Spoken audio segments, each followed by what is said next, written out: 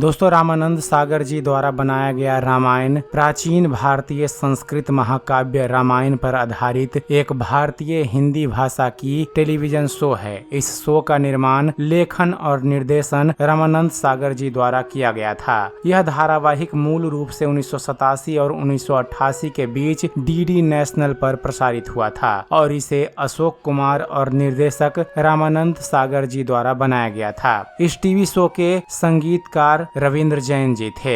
अपने प्रदर्शन के दौरान यह टीवी शो दुनिया में सबसे ज्यादा देखी जाने वाली टेलीविजन शो बन गया था और यह दुनिया में सबसे ज्यादा देखा जाने वाला भी धारावाहिक है। इस टीवी शो के दर्शकों की संख्या 82% थी। दोबारा प्रसारण 5 महाद्वीपों के 17 देशों में 20 अलग अलग चैनलों पर अलग अलग समय पर प्रसारित किया गया। इस टीवी शो की सफलता को मीडिया द्वारा अच्छी तरह से प्रसारित किया गया। बीबीसी के मुताबिक इस टीवी सीरियल को 650 मिलियन से ज्यादा दर्शकों ने देखा। इस टीवी शो के प्रत्येक एपिसोड ने डीडी नेशनल को 40 लाख रुपए की कमाई करके दी। दोस्तों, रामानंद सागर जी द्वारा बनाया गया रामायण टीवी शो का पॉपुलैरिटी का अंदाजा आप इस बात से लगा सकते हैं कि जब यह रविवार की सुबह प्रसारित की जाती थी तो बीबीसी के अनुसार भारत की सड़कें सुनसान हो जाया करती थी, दुकानें बंद हो जाती थी और लोग इस धारावाहिक शुरू होने से पहले स्नान करते थे और अपने टीवी सेटों पर माला डालते थे।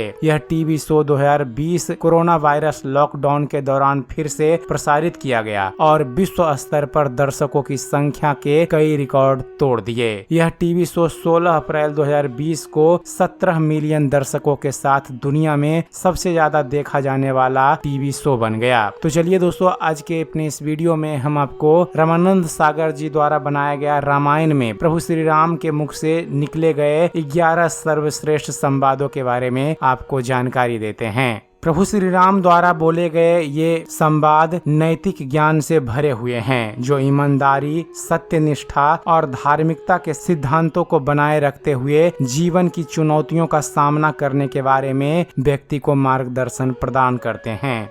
प्रभु, यदि रण में कोई हमें ललकारे तो क्षत्रिय धर्म के अनुसार हम उससे अवश्य लड़ेंगे, चाहे वो स्वयं काल ही क्यों न हो। परंतु हम रघुवंशियों का यह भी धर्म है कि हम गौ, ब्राह्मण और स्त्री पर हाथ नहीं उठाते। कोई किसी की मृत्यु का कारण नहीं होता, काल स्वयं मृत्यु का कारण बना लेता है। कौन सी डाली ऐसी है जिस पर फूल खिला, फला और डाल से गिरा नहीं? कौन सी जीवन ज्योति ऐसी है जो प्रज्वलित हुई और बुझी नहीं?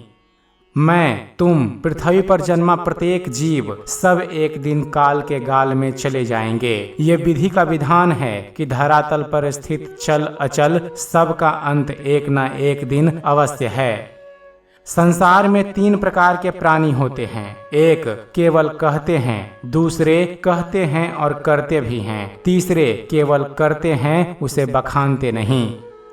जैसे मूर्खों के सामने विनय दिखाना और कुटिल के संग प्रीति करना व्यर्थ होता है, जिस प्रकार मोह ममता में फंसे हुए को ज्ञान का उपदेश देना और उसर धरती में बीज बोना विफल होता है, उसी प्रकार तुम जैसे अहंकारी के सामने राम की पूजा और विनय का कोई मोल नहीं पड़ा।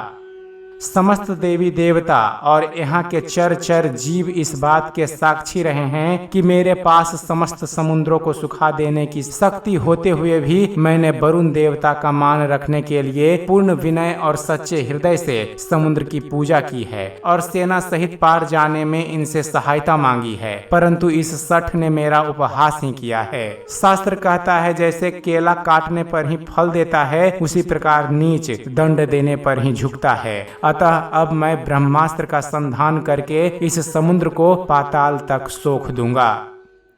जिसके हृदय में कपट और अधर्म होता है, उसकी अवस्था तुम्हारे जैसी होती है। जैसे स्वर्ण लंका के राज सिंहासन पर बैठकर भी जीवन की अपूर्णता का कांटा चुभ रहा है। भरत हमारे पिता जाने से पहले यह आज्ञा दे गए हैं कि एक पुत्र वन में जाए तथा दूसरा राजा बने। उनकी इस आज्ञा का पालन करना ही हम सबका धर्म है। धर्म व्यापार नहीं होता भरत, जो वस्तुओं का अदल बदल कर लिया जाए। धर्म अति कठोर और व्यक्तिगत होता है। यदि मेरे लक्ष्मण को कुछ हो गया तो फिर आप लोग राम को भी जीवित नहीं पाएंगे। सौंदर्य चंद्रमा को छोड़ सकता है, हिमवान बिना बर्फ के हो सकता है, समुद्र अपनी सीमाओं का उल्लंघन कर सकता है, लेकिन मैं कभी भी अपने पिता के दिए वचन को तोड़ नहीं सकता।